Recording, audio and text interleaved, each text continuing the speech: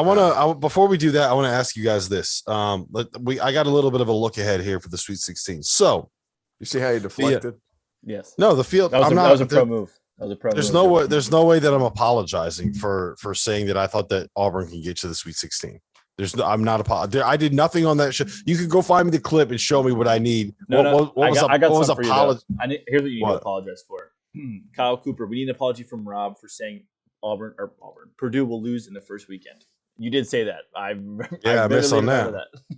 Yeah, I literally said it 100 times. Like I would as all in as you can get on Purdue losing in the first weekend.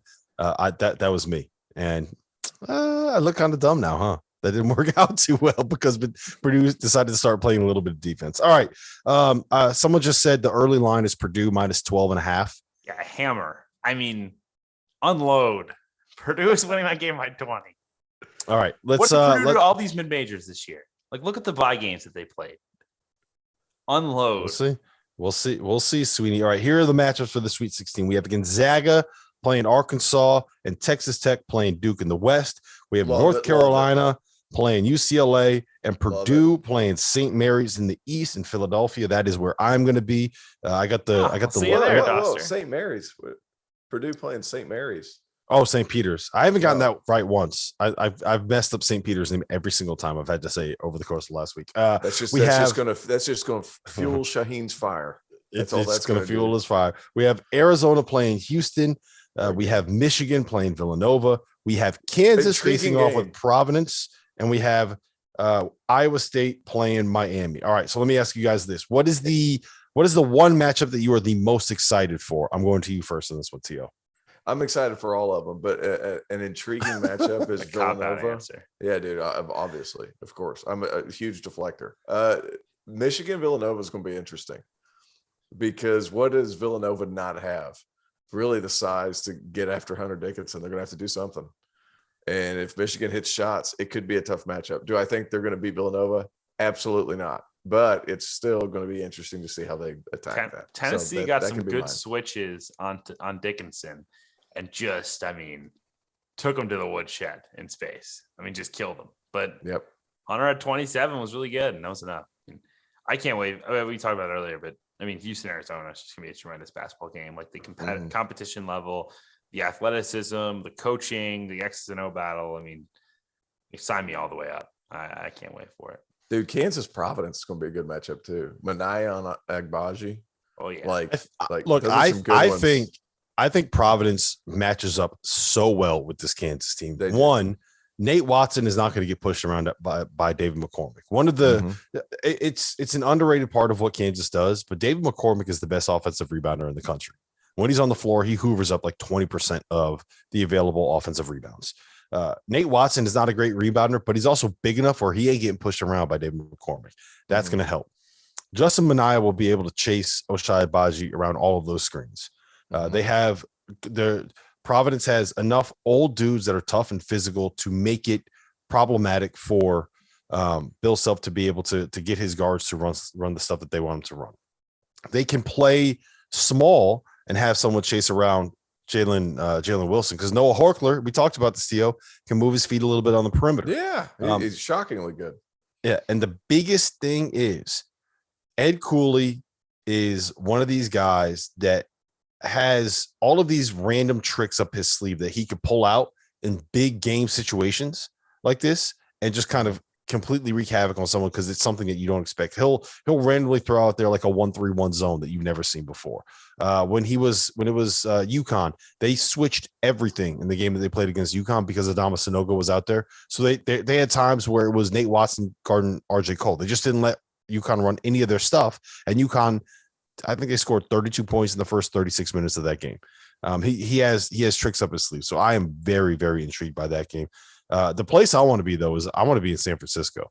I wish I could not go to Philly and just fly out to San Francisco instead. You don't want to see my beautiful mug in Philly, Doster? No, that's the number one reason why I don't want to be in Philadelphia. But think about it. Like Gonzaga, Arkansas, and then Texas Tech, Duke.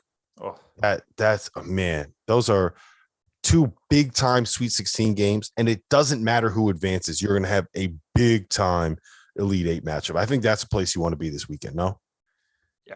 No, I think you're right. I mean, you've got the storyline with Duke. You've got the coaching across, all four coaches are tremendous. The fan bases are going to be a lot of fun. And man, oh man, it's going to be. I think it's important. I think it's important to realize that my mother thinks that Purdue is going to the Final Four easily. She might be right. But she's texting me right now. She's like, Purdue in the Final Four. Just go ahead and write that in Sharpie. Well, Doster thinks St. Peter's is going to beat him, so I don't know how to score that. So it's not what I said. St. Peter's is going to beat him. Okay. Oh, I'll say it. Dagan, there he is. nuts hanging Dagan. Because let's be honest, I don't hold any weight in this world. So if I get it wrong, nobody really cares. No, the chat loves you. I'm going to send the Twitter trolls after Dagan. You would have had the entire state of Arizona after you, Sweeney, if they would have lost today. Oh man, well, Doster would have killed me. I think the checks would stop coming in. It would have been bad. Yeah. Well, we got any other questions? Anything like that? No, I want to keep going on some of the Sweet 16 stuff before we get. Doster's just taking over tonight. He's just to the chat questions. The dictatorship around here. Yeah, he's just. Yeah, it is. Yeah, it is. So I want to know. Who is like the most important player right now? I know I'm putting you on the spot and you haven't really had a chance to think about it, but Sweeney, who is the guy that you think is going to be, it doesn't matter which region, one guy that you think is going to be the biggest X factor here kind of moving forward in terms of who can get to a Final Four, if that team can end up winning a national title? You got anything good? I think Jaime Jaquez is like the difference for this UCLA team. Like if they're going to get back to the Final Four, if they're going to have a chance to go win a championship, it's him. I mean, it's having another guy beyond Juzang making shots, and he's been so good the last, month, really, since he got finally healthy for the first time all year. He's had issues with, both ankles. He's been banged up. They had the COVID issues. Like when Jaquez has played well, and now he's had 15 or more now in, count these 1, 2, 3, 4, 5, 6 straight game or 8 straight games, that he's had 15 or more points. He had, a really nice game against Akron that they really needed when Akron pushed them. Like, to me, for this team to get past the Carolina team that's playing great basketball, it's going to require Jaquez, exploiting some mismatches against Manic. And then to get past Purdue, it's going to require Jaquez gang rebounding and getting dirty and then exploiting, on the perimeter. I mean, he is going to have a huge weekend ahead in Philadelphia for this team to get back to the Final Four. And if once they get there, I mean, they have the experience to go win this whole thing. Tio? I'm going to say with that game, that UCLA Carolina game, RJ Davis has really grown over the past, month. Like, he has been really good. I was hard on Carolina earlier this year. I am high on Carolina right now. I think they're going to beat UCLA because the way that RJ Davis is playing, he's controlling the tempo. That matchup between him and Tiger Campbell, we talk about Colin Gillespie being the best point guard in the country. Those two, and when RJ Davis has started to play better over the last month, that guy's been a top 6-7 point guard in the country over the past month, not since the beginning. I said this last night. Tio, if RJ Davis comes back to school next year to North Carolina, there's a very real chance that he is one of the faces of college basketball. I don't think it's right. With the amount of importance that a North Carolina point guard has, and as good as he's been, he's just gotten comfortable. And it's wild because, like, when Caleb Love's out of the game, you could see he just flourishes. Like, Caleb Love got in foul trouble yesterday. He was just exploding off the ball screens and he was getting downhill. If he's knocking down shots, forget it. You can't guard him because he's so fast with the ball in his hands. Like, if he's able to get downhill against some of UCLA stuff, that's going to be a fun matchup because Mick Cronin could coach it. Hubert Davis has gotten his guys to play tough, but he's running a lot of the same stuff that Roy did. But it's like it's going to be a great matchup. RJ Davis, in my opinion, is going to be massive for them moving forward. So for me, the